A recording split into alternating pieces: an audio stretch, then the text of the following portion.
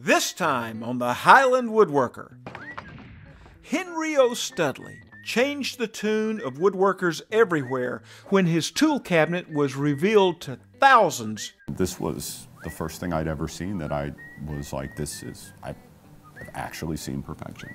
Now, woodworking masters Christopher Schwarz and Don Williams weigh in on the mystery surrounding this amazing artisan and give us an up-close and personal tour of the jaw-dropping tool cabinet. This time on a very special edition of the Highland Woodworker.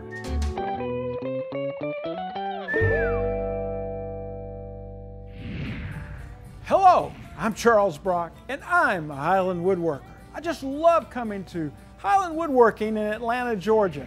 It's where I get all my fine woodworking tools and my education. Today we've got a special episode of the Highland Woodworker. It's centered around Henry O. Studley and his marvelous tool cabinet and the two masters who tell us his story, Chris Schwarz and Don Williams. Who is H.O. Studley? Let's find out in this moment with a master. It was fascinating, really. I wasn't quite sure what to expect when I first saw it, and I was completely blown away by the intricacy of the tool cabinet itself. I saw the Fine Woodworking poster. It's kind of the famous poster of it that's been around for years, and always thought it'd be neat to see someday, and I assumed there would be no way that would ever happen, and found out about this in the book that, Chris Schwarz and Don put together, and yeah, I just had to see it. It's everything I hoped it would be. It's beautiful. And just the artistic, sort of components of how he arranged everything in there is just, it's spectacular. The Grand Lodge of Iowa played host to one of the most amazing spectacles of woodworking I have ever seen, the Studley Tool Chest. This masterful work of art was built by one of the most creative and skilled craftsmen the world has, well, never really known. The search to learn more about Henry O. Studley started with these two woodworking icons. Don Williams, a brilliant designer and conservator of all things history for one of the most prestigious institutions in the world, the Smithsonian, and Christopher Schwarz, a hand tool expert, blogger, journalist, and co-founder at Lost Art Press, a premier publishing house, releasing such books as Chairmaker's Notebook and The Anarchist Tool Chest. Their latest page-turner, though, is Virtuoso.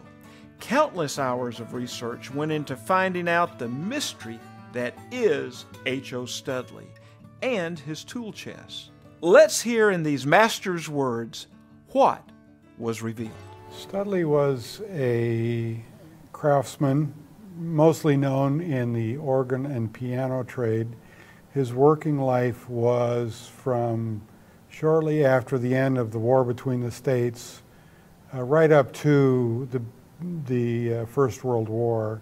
So he had a very long career. He worked until he was 80, and he is most associated with two Boston area musical instrument companies, one being Smith and the other being Poole. And he was renowned as a gifted craftsman and artisan. And the phrase that came up when people were describing him is that he was an ingenious mechanic, which simply meant he was a very creative guy. We don't know a lot about him at a personal level, but we do know that he came from a family of creative, mechanic, inventor, builder sorts of people.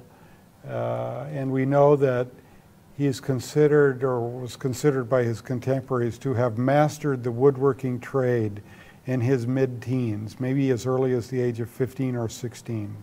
And he continued building on that for the next 60 years. In my research going into the book and the exhibit, I could not find a single primary document from his hand. We only have seen actually a couple of signatures of his, one on his will, one on some real estate transactions, and there's a coupon in a sort of tiny little drawer that's got his signature. And he wasn't a person of our era, so he didn't record his every fervent feeling and send it off to his circle of friends. There's literally no known correspondence from him or to him. There's no contemporaneous descriptions of him as a person. We know that he was a good citizen.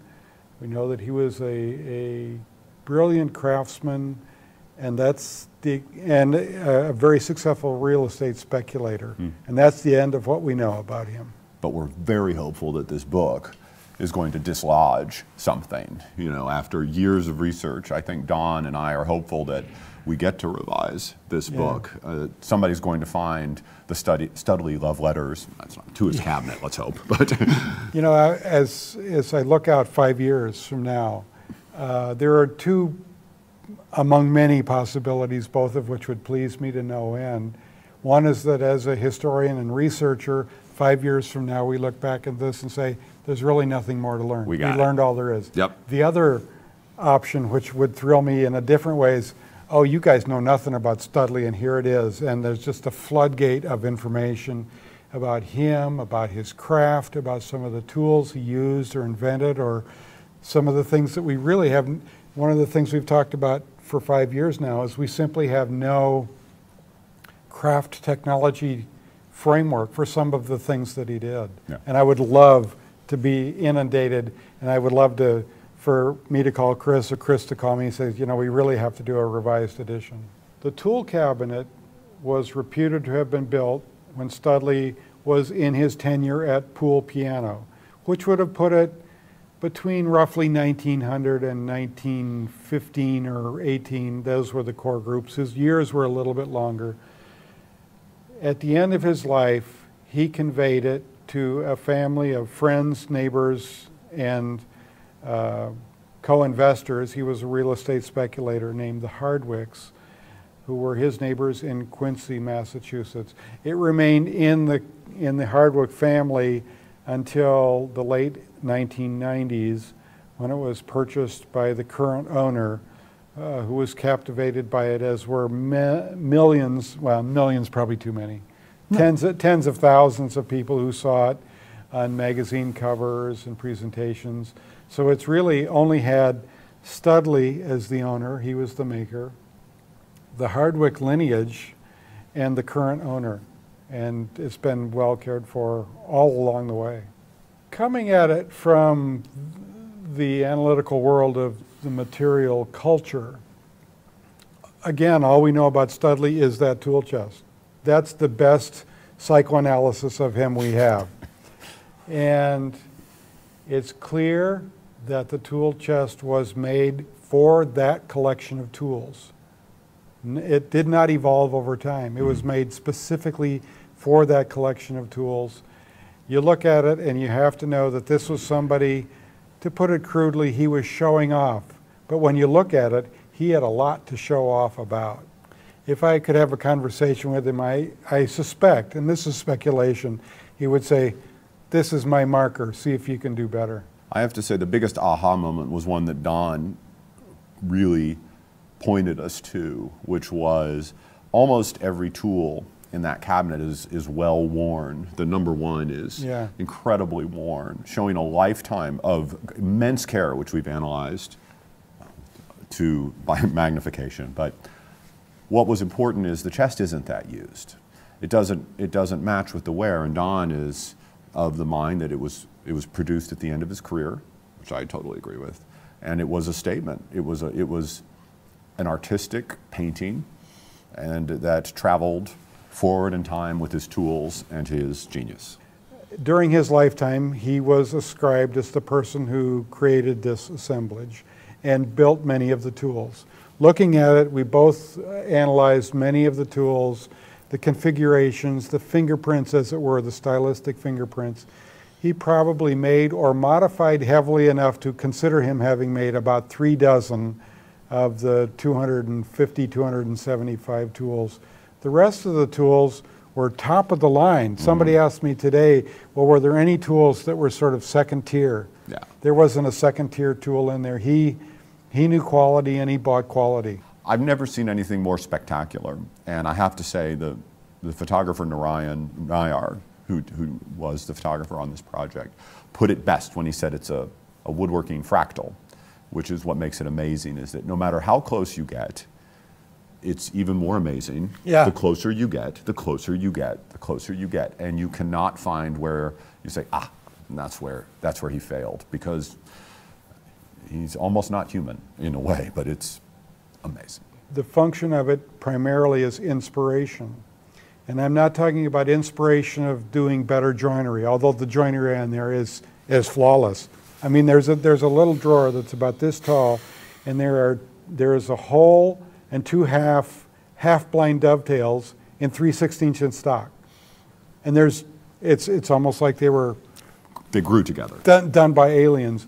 But one of the things that strikes me as an observer of it is that I never fail to be inspired by noticing something new every time I look at it. Sometimes it's I'm looking at it at a particular angle and I see a new composition.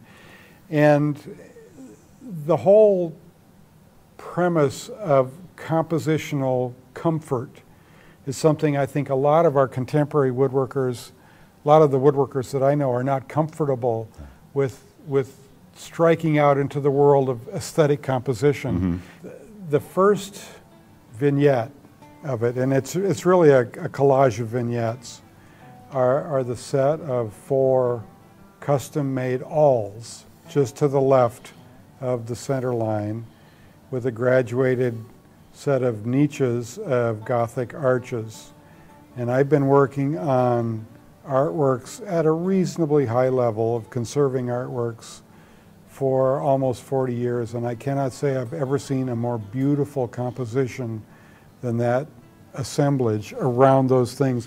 And Chris can tell you, I would just stand there and stare at this set of niches because it is so aesthetically flawless.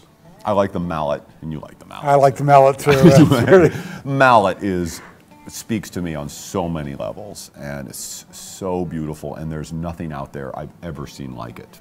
It's my favorite individual tool is that mallet. Okay, good one. And then his number one plane in the vignette, in the alcove is like genius. It's like hair stands up on the back of my neck. I'd say that I've traveled all over the world, and every woodworking project I ever saw had some flaw, some disappointment. And this was the first thing I'd ever seen that I was like, I've actually seen perfection. The challenge for me as both a woodworker, as an artisan, as a researcher into this is does this collection inspire me to become a better artist, or does it inspire me to give it up altogether because I can never measure up? And that's a balancing act. For the moment, I'm aspiring to become better at art and craft, and hopefully I'll never get to the point where Studley is such a towering presence that I say, I can never measure up, because I can't, but I can measure up to something. And whether I make his work or not, but it is my ardent goal, and I approached Chris about this when we first talked about the project 5 years ago, is that my ultimate goal is to inspire artisans to step outside their comfort zone and do things that are bolder, more beautiful, more virtuous, and in the case of the book title, approach virtuosity.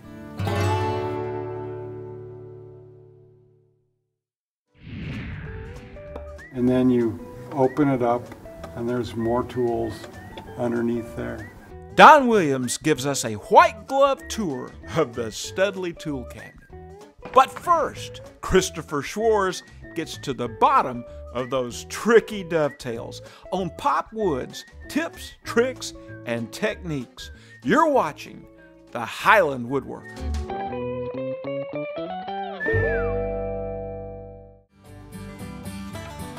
Moment with the Master is presented by Triton Precision Power Tools. We're kind of a hub for all these different craftsmen that we build a team for each specific job. And our work is very much a hybrid of all these different trades. So architecture, furniture, children's playgrounds, big public art projects, exhibition builds, and then all sorts of random, unusual things. So I'm William Hardy, and I'm the sort of main director and the founder of Studio Hardy. I'm just an average, down-to-earth woodworker. On a scale of 1 to 10, I'm probably about a 5. But one place I score a perfect 10 is right here, and I plan on keeping all 10. That's why I have a SawStop table saw. And there's more. Plenty of power, superior dust collection, and absolute accuracy. These features have made it the best-selling cabinet saw in America. Let Highland Woodworking help you put a SawStop in your shop. Craig, from the first cut to the final assembly, providing woodworkers with products that help simplify woodworking challenges. Craig.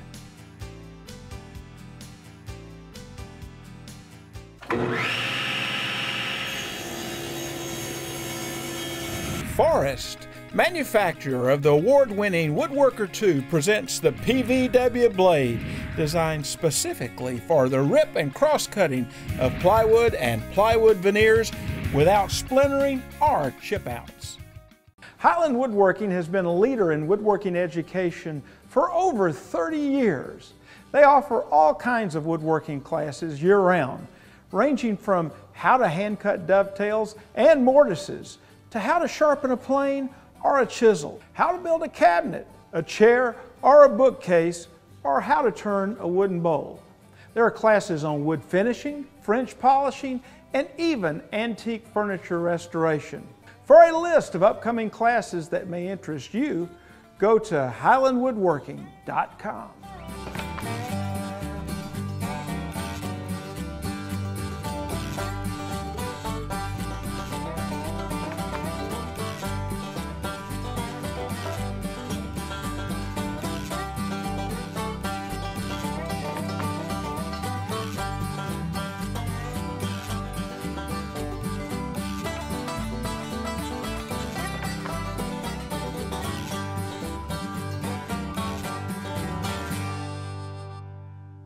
Later in the show, Don Williams will give us a unique tour of Studley's tool cabinet. But first, Chris Schwarz switches roles from publisher to woodworker and gives us some good advice on tackling dovetails, this time on Popular Woodworking's tips, tricks, and techniques. Chris Schwarz, I tell you, you have taught a whole lot of people how to cut dovetails.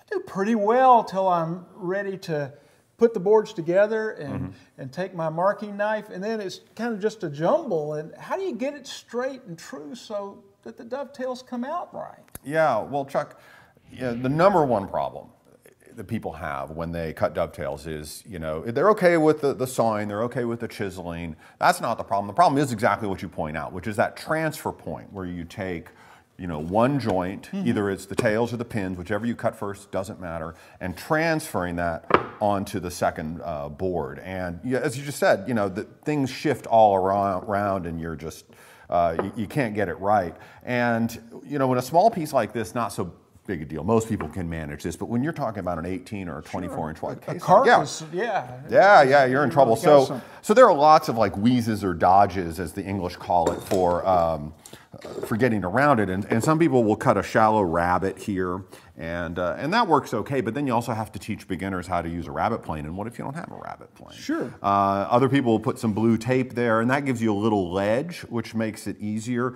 But what I found that makes it foolproof, absolutely foolproof, is to bring a ruler into the equation. So I have these, you know, these are hardware store rulers that you'll get. You can even use paint sticks. But I use a ruler because this is, well, because of David Charlesworth's ruler trick, I like to call it the American ruler trick. So you just take the ruler and on the inside, press it down on the baseline, and then just put a couple taps in with some escutcheon pins or something like that. And now you can't fail. I mean, you can't, it just comes in here and boom, it's like, it just locks in like that. So now you can simply... You've taken the juggling out of it. Oh yeah, there's no juggling, there's no corner clamps, there's no anything. Yeah. And if it moves, you can come right back and get to it. So we'll just take a little knife to line up the two edges, and then it's just no problem to come in and just make those marks and that transfer.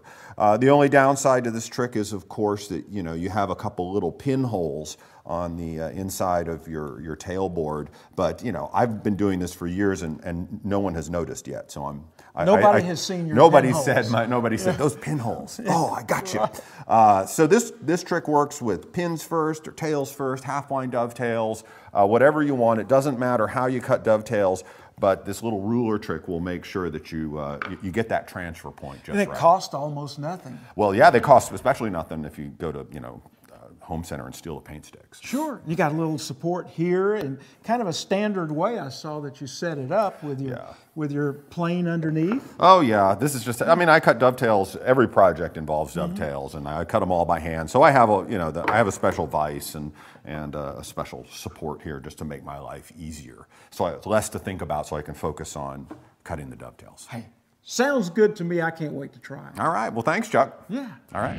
Look at the rope edge carving, molding there. You've learned about the man behind this marvelous tool cabinet.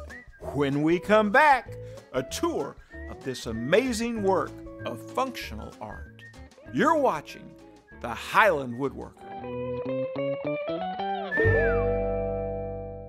Introducing the ultimate flush trim router bit by Whiteside. Get CNC quality cuts from your patterns every time. Whiteside, industrial grade and American made. Rikon Power Tools, a leader in woodworking power tools for over 10 years with a passion for quality and performance at an affordable price. Rikon has a full line of dependable tools, including a long list of industry-leading bandsaws like their powerful 10 351 14-inch Professional. Rikon Power Tools, tools designed by woodworkers.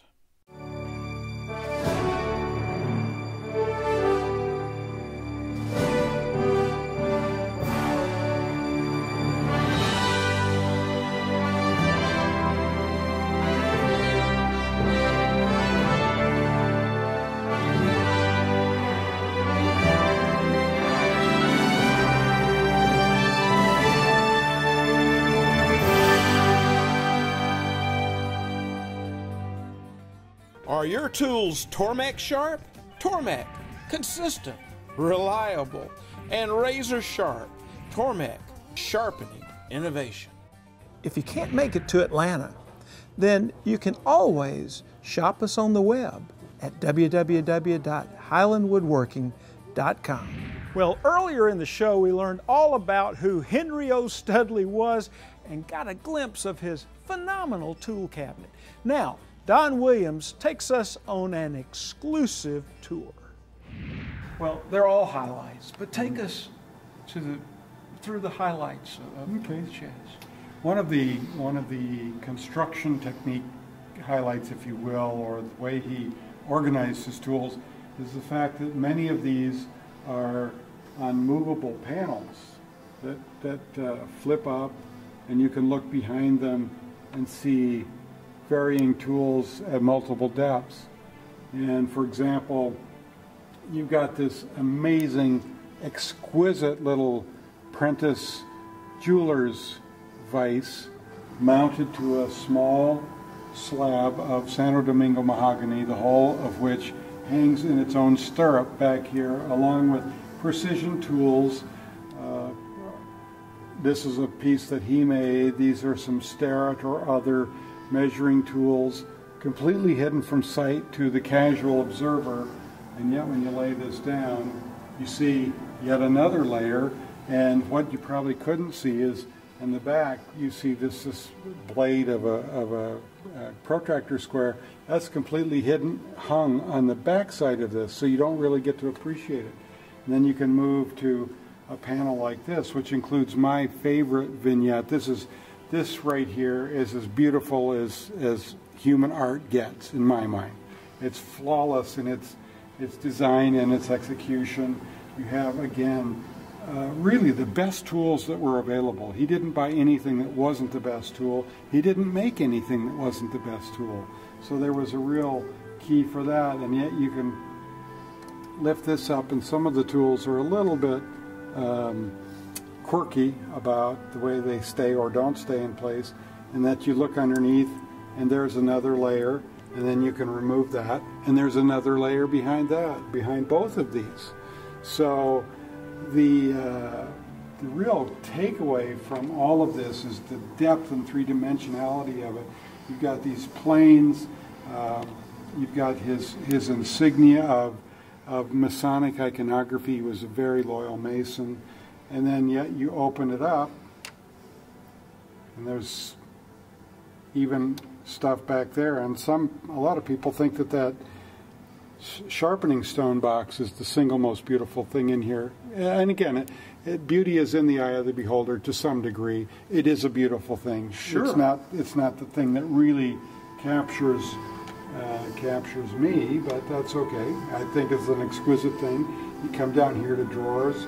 You can see a drawer here that's, again, multiple layers, including sliding tills for screws, and then French fit tools, 2 layers of French fit tools underneath it. There's nothing here that's accidental. Now, I don't know about your shop, but sometimes in my shop, a tool is just hanging where it was most convenient to put a nail. That's right. Yeah. Again, I'm not speaking for your shop, I'm speaking for mine. I thought you had been to my shop. There was none of that here. None of that here. And you see a little drawer like this where the dovetails are almost too small to see when he cut them. And again, it's all planned out. I will say that some of these little drawers spoke to me of the humanity of Studley the deepest. And why? Because there are bits of broken tools in there that he couldn't bear to throw away.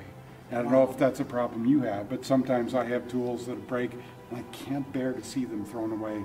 So I'll keep them in that drawer in the Kennedy toolbox until a time comes when I can use that thing. We have drawers full of fitted tools here on both sides.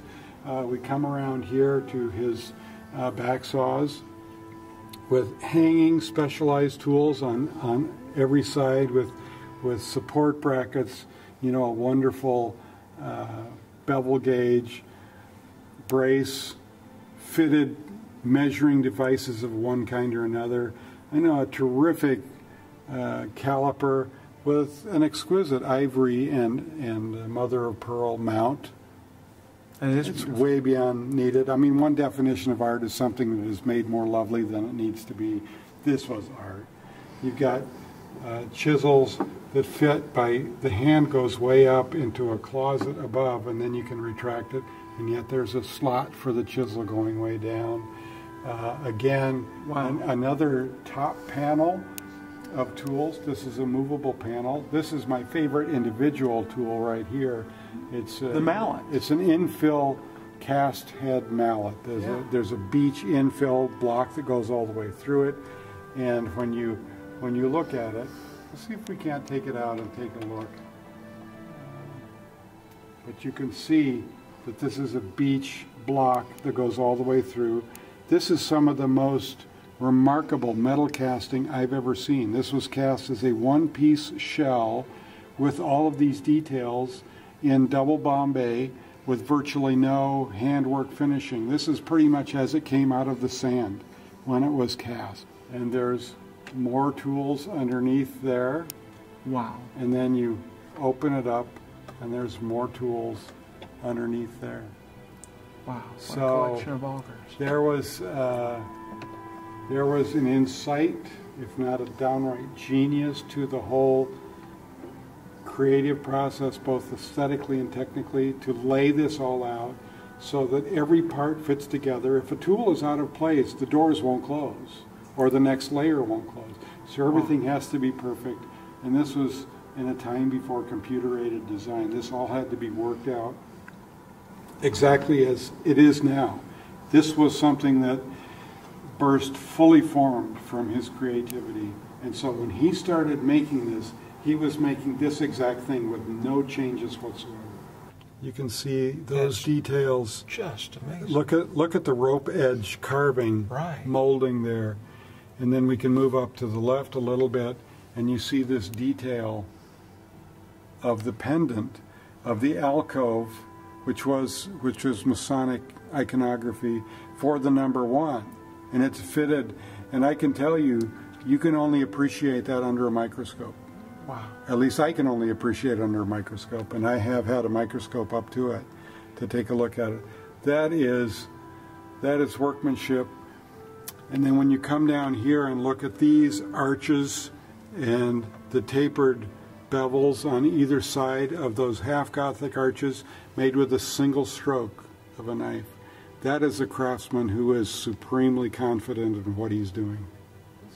Oh, beautiful. And it is, in my experience, the only number one I've ever seen with honest wear on it. Every other number one is basically just a watch fob or something like that. I'm exaggerating, but it's a tool.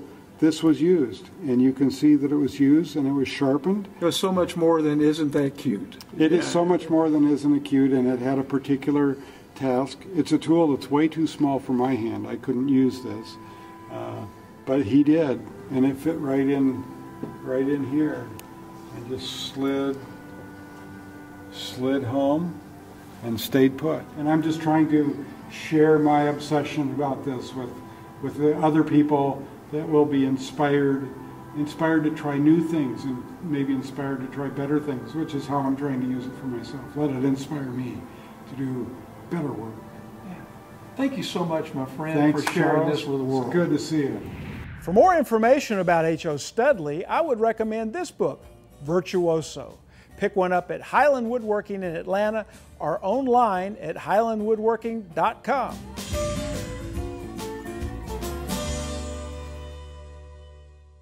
Improve your woodworking experience. Sign up for Wood News Online, a monthly newsletter showcasing the latest news, tips, and classes Highland Woodworking has to offer. By signing up, you'll receive the latest episode of the Highland Woodworker, special store promotions, and Wood News Online delivered straight to your inbox. Sign up today. Well, that's all the time we have for this special episode of the Highland Woodworker. Don't forget to like us on Facebook and follow us on Twitter. And until next time, I'm Charles Brock, and I'm a Highland Woodworker.